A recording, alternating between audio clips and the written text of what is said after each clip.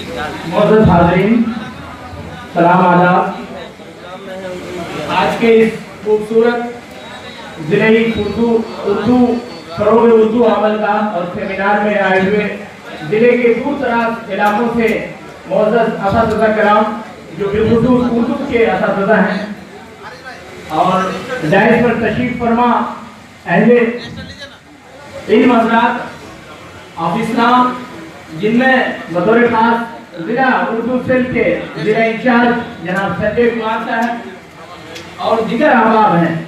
اس تقریب میں اردو کے فروغ کے لیے، اردو کے عملی نفاذ کے لیے پورے بہار میں ایک تحریک چل رہی ہے جس کا ایک شاخ یہاں بھی ہے۔ بہار اسٹیٹ اردو ٹیچرز ایسوسی ایشن پٹنہ کے سیکریٹری جناب محمد شفیق صاحب، ہمارے ضلع کے دیگر ذمہ داران، ساتھیوں، حضرات گرامی، آج کی فروغ اردو سیمینار میں آپ کی موجودگی یقیناً اردو کو پرجوش کرنے کے لیے کافی ہے، لیکن حضرات ہم اپنے مقالے سے قبل چند ایک گزارشات پیش کریں گے کہ اردو کے عملی نفاذ کے لیے گزشتہ 2 سالوں سے اردو عملگاہ اور اردو سیمینار اور اردو مشاعرے ہو رہے ہیں۔ ہمیں اس کا آؤٹ پٹ ڈھونڈنا چاہیے، ہمیں اس کے نتائج کیا برآمد ہو رہے ہیں اس پر غور و فکر کرنا چاہیے۔ حضرات گرامی، ہم اپنا مقالہ پیش کرتے ہیں۔ ہم نے لکھا ہے کہ ایک ہو جائیں تو بن سکتے ہیں خورشید موبی، ایک ہو جائیں تو بن سکتے ہیں خورشید موبی، ورنہ ان بکھرے ہوئے تاروں سے کیا کام بنے۔ اردو ہندوستان کی ایک جدید ترقی یافتہ زبان ہے جو ہندوستان میں پیدا ہوئی۔ یہ عوامی رابطے کی مؤثر ترین زبان ہے جس کی جادو بیانی اور سحر انگیزی اپنی مثال آپ ہے۔ یہ زبان گنگا جمنی تہذیب اور قومی یکجہتی کی امین ہے۔ غزل اردو شاعری کی سب سے زیادہ مقبول صنف ہے، مگر اردو شعر و ادب میں قومی یکجہتی، حب الوطنی، دیش بھکتی اور انسانیت نوازی پر بھی بے شمار نظمیں، گیت، غزل اور تصانیف اردو شعر و ادب کا قیمتی اور اہم اثاثہ ہے۔ اردو زبان کے ارتقاء میں صوفیاء کرام اور بزرگان دین کا اہم رول ہے۔ ان کے بصیرت افروز ملفوظات اور پیغامات نے انسانی سماج میں انقلابی اصلاحی تبدیلیاں پیدا کی۔ اردو نے آزادی ہند سے پہلے اور آزادی ہند کے بعد قومی یکجہتی کے فروغ میں اہم کردار ادا کیا ہے۔ اردو زبان و ادب تفصیلی اظہار کے عناصر سے مالا مال ہے۔ ایک بات کو 1000 قسموں سے کہنے سننے کے لیے سینکڑوں استعارے، کنارے اور اصطلاحات موجود ہیں۔ اردو زبان و ادب میں جہاں عشق و محبت کی دل فریب داستانیں ہیں، وہی زندگی کے نامساعد حالات پر لٹریچر کی بھرمار ہے۔ ایک طرف مذہبی تعلیمات، قرآن و حدیث کے تراجم ہیں تو دوسری جانب قومی یکجہتی کی جیتا جاگتا ثبوت، گیتا کی ٹرانسلیشن اور رام کتھا کا خوبصورت نظم و نثر والی ترجمہ موجود ہے۔ متذکرہ مذہبی لٹریچر اردو کا سیکولر چہرہ ہے، بلکہ ہندو مسلم اتحاد، قومی یکجہتی اور حب الوطنی پر اردو کے شعراء و ادباء نے بیش بہا نظمیں، غزلیں، گیت اور تصانیف تحریر کی جو اردو کے ماتھے پر جھرمٹ کے مانند چمک رہا ہے۔ حضرات گرامی، شہدائیان اردو، اہلیان اردو، اردو کے اساتذہ کرام، اردو ڈائریکٹریٹ پٹنہ کے زیر اہتمام منعقدہ آج کے ایک روزہ فروغ اردو سیمینار اور عملگاہ و مشاعرے کا عنوان قومی یکجہتی کے فروغ میں اردو کا کردار ہے، جس پر مندوبین گرامی بشمول میرے لب کشائی کرنی ہے۔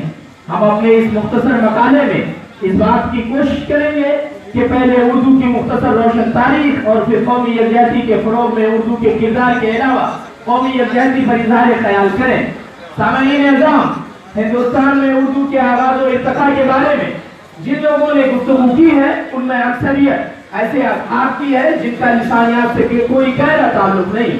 ماہر لسانیات میں محمود شیرانی، شوکت سمداوی، ڈاکٹر معین الدین قادری اور مسعود حسین خان کی نظریات بہت اہم ہیں۔ इस सिलसिले में मौलाना सुलेमान नदवी बड़े आलिम थे, उन्होंने अपने एक मकाले में लिखा है कि मुसलमान सबसे पहले सिंध पहुंचते हैं, इसलिए करीने कयास यही है कि जिसको हम आज उर्दू कहते हैं उसका घेरा उसी वादी सिंध में तैयार हुआ होगा।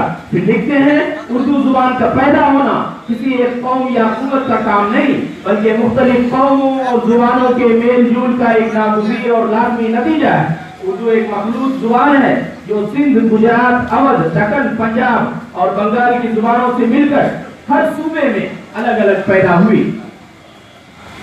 उर्दू जुबान किसी एक कौम, कुव्वत, मजहब की वजह से वजूद में नहीं आई, बल्कि इसकी आगाज इब्तदा या इर्तिका में मुश्तरका कोशिशें हुई। यही इसका कौमी यकजहती की अलामती तस्वीर है। हालांकि जुबान से वाबस्ता शूरा व उदबा की जिद्दोजहद एक अलग मौजू है।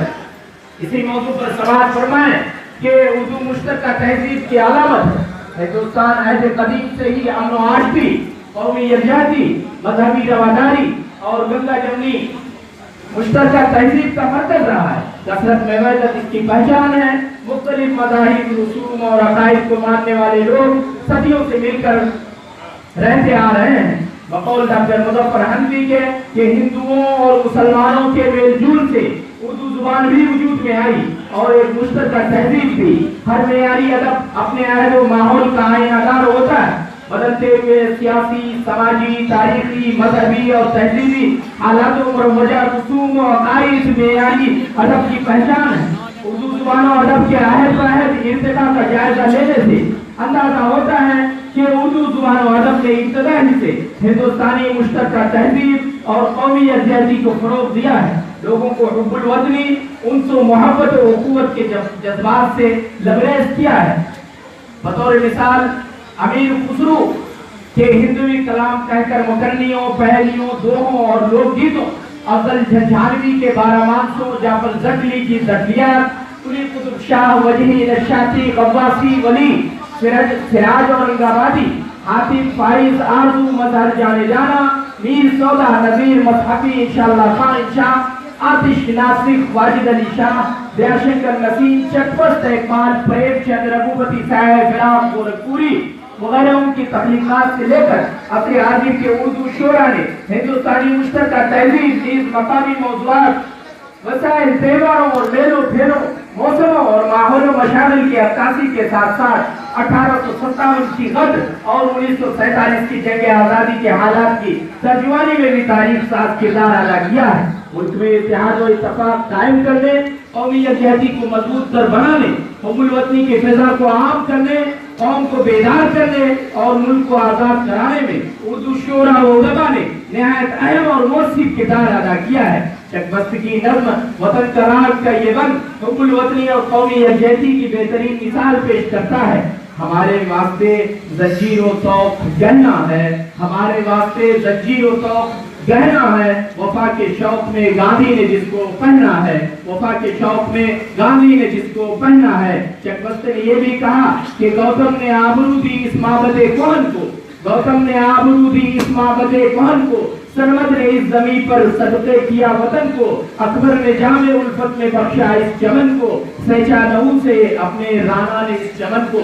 इस सिलसिले में नज़ीर अकबराबादी, अकबर इलाहाबादी और अल्लामा इकबाल रहमतुल्लाह अलैह समेत सैकड़ों शोरा व उदबा ने कौमी यकजहती पर शाकात तख्लीकात कौम को सौंपा है। मुलाहजा फरमाएं कि वतन की फिक्र कर नादा मुसीबत आने वाली है, वतन की फिक्र कर नादा मुसीबत आने वाली है, तेरी बर्बादियों के मशवरे हैं आसमानों में। अल्लाह ने यह भी कहा कि न समझोगे तो मिट जाओगे ऐ हिंदुस्तान वालों, तुम्हारी दास्तान तक भी न होगी दास्तानों में। और हिंदू, मुस्लिम, सिख, ईसाई की भाईचारे के लिए सुनिए कि मजहब नहीं सिखाता आपस में बैर रखना।